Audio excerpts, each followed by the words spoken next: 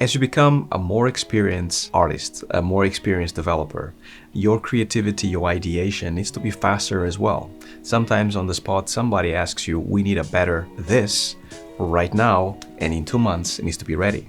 How do you go about testing your ideas, mapping out your ideas, making sure that you spend the time that is needed in what's right and making sure that you discard what's wrong?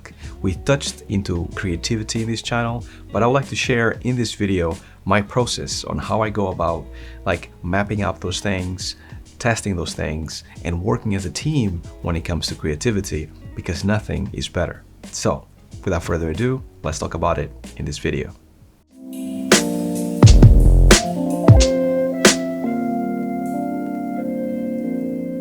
All right, welcome to another video. First and foremost, this video is sponsored by Skillshare. More on that later. So when it comes to this ideation, this creativity process, based on my experience, normally you have two kind of camps of people. There is the grinders that actually work incredibly hard, and a lot of the time, not always, but a lot of the time, the ideas are not so great, but however, they actually kind of punch through the difficulty because they work so hard to get their ideas, but the end result is not that great. And then there's another camp of the creators, the people that actually have the grandiose ideas, the amazing ideas, that because they're so used to the process of actually coming up with amazing ideas, a lot of the times they actually feel like those ideas will auto kind of make themselves, and then they don't work so hard to kind of finalize and create those ideas. What you need is a mix of both people. You kind of have to have the grandiose ideas and the quality ideas of the second camp, but also work incredibly hard as the first camp. So how do you go about distilling those ideas and testing those ideas as early as possible to make sure that you actually spend your time wisely in something that is worth your time, right? So in the games industry, for example, which is the industry that I know best, when it comes to creativity, what happens is that your game director, your person that is in charge of the project, doesn't matter what project you are on, normally ask you for a quick idea on something, right? Now, you as a professional animator, animation director, artist, whatever the designer, you need to come up with really good ideas. So to me, what I like to do in order to kind of keep the process going and the fluidity going is that instead of waiting for that moment that comes along that people ask you for ideas, every good idea that I have in my mind that comes up to me, instead of keeping it in my mind, I normally journal it, map it, write it down. And I have lots of books, like the one that I'm actually using right now for this video, I actually have with lots of different ideas that I've wrote down over time. And it doesn't have to be pretty. It has to just be jotted down, written down. Now, a lot of people, most people, I know that I was that person. When I used to have great ideas, the first thing that I would do is actually act on that idea straight away. So if it's a good animation, I would sit down immediately and start working on that animation. And I realized over time that that was a mistake, because what you need to do is sit down with that idea for just a little bit. Because what happens is, while you sit down with an idea, even though you wrote it down, even though you think it's the best idea possible, what happens is that your brain starts to analyze the what ifs. And then the more you analyze the what ifs, the more you realize that perhaps the idea was not that great as you thought initially, or perhaps it's actually better than you thought initially, because you start to connect almost like tentacles, what could happen with this idea if you implement it. So if your idea sits on the second camp of the tentacles and it starts spreading, that means that it's an idea worth pursuing, but make sure that you sit with the idea for a little bit. Now, let's say you want to make an animation of Bruce Lee doing that 1-inch punch, right? So that little quick punch that he does, for example. Now, that's a good idea in itself, but how can you sell that idea to give the most entertainment? And that's basically why you need to sit with it, right? How would you actually kind of format it? What camera angles? What makes it interesting? Having an animation that is that short, why is it entertaining? Is it the person reacting? Is it the punch that you're giving? All of those things are basically things that when you sit with an idea, you get the answers that you need to basically execute the idea. So that's basically what I do first: map out or write down the idea and then sit with it for just a bit. Now, also another important step after sitting with the idea for a bit is testing out your ideas. Now, we all have friends and family, girlfriends, wives, people that you basically talk to when it comes to creation and ideation. And sometimes it's your best mate, sometimes in my case is my wife. And whenever I have any idea and she knows enough about animation and everything else to understand where I'm going with this, I kind of go, so listen, I had this idea and it goes like this. And I explain, and then I see the reaction first. And second, I hear what she says about the idea, right?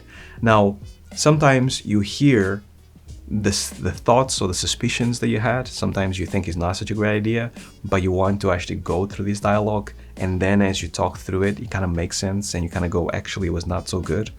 But sometimes as you are talking to the person, this becomes an even bigger idea. What if this? And you have another brain with you to actually help you out to expand. Sometimes, and this is where, for me, sometimes you are so convinced that this idea is good that no matter whoever around you tells you this is not a good idea, you just need to pursue it because you know in your mind that it's going to be a great idea. And this is something very interesting. You should always pursue that because no one can see the idea as you can see it in your head, right? That creativity, that ideation, that process of seeing the end, that is only yours to have. So you need to make sure that if you really believe it at 2000% that this is going to work because it's going to be absolutely amazing, pursue it. And then once you finish it, you can realize that if it was good or bad, right? But you need to go through that process, that journey in order to understand if it's good or bad, but it's your journey to go through. Now, creativity is absolutely essential, and I'm always looking for new ways to snap out of the way that I work, the way that I do things. Perhaps there is a better way out there, a way that I haven't thought of, a way that I can improve my whole process, my whole pipeline of creativity. And this is where I found a video by Brett Evanston about becoming creative. He has a course that is absolutely brilliant, not very long, about creativity. It's called Becoming Creative, an Artistic Guide to Creativity, and is on Skillshare, the sponsor of this video.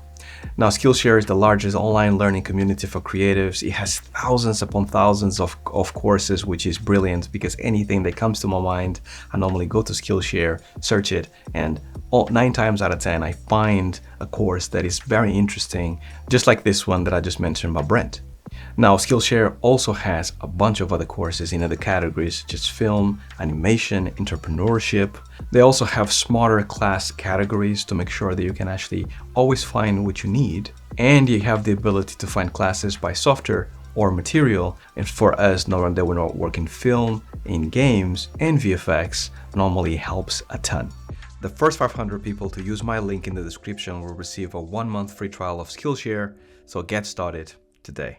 Implementing your ideas is going to be the last test, right? So testing is one thing, implementing is another.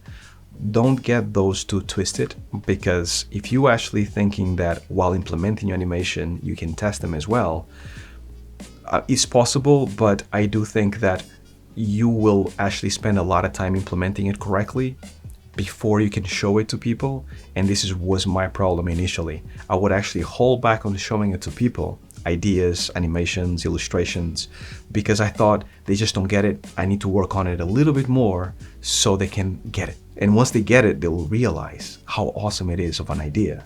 And sometimes that's true, but a lot of the time I found showing it early, even though it hurts, showing it early as long as it's a really good concept. So if it's an idea about a project, then write it down with as much detail as possible. If it's a block out of an animation, block it out, but make sure you don't spend more time than you actually need to in order to have feedback, because feedback is everything and we are so afraid of it, mainly because of that fear of hearing the words "it's bad," because everybody goes through it. But if you are an artist, if you are creative, it's impossible for any one person to always have really good ideas all the time. It doesn't happen. In reality, it's the opposite. The really good ideas are normally basically a small percentage of all the ideas that you have. And this is why I go through these steps to make sure that I can veto my ideas as quick as possible, because sometimes the brain is a funny thing. Sometimes it just kind of like fools you into believing that this is the best thing ever. In reality, it's not. So you need external kind of like information in order to test your principles, your ideas. In science, they do this all the time, right?